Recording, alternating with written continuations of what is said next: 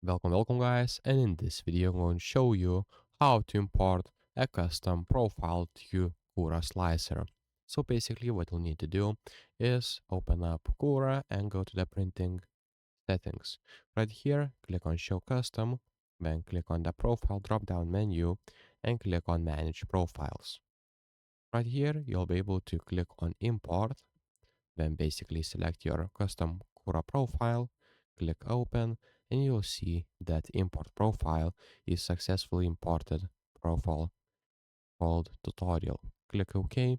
Now you can close that, go to the profile right here, select on the tutorial, and now you will be able to change the profile.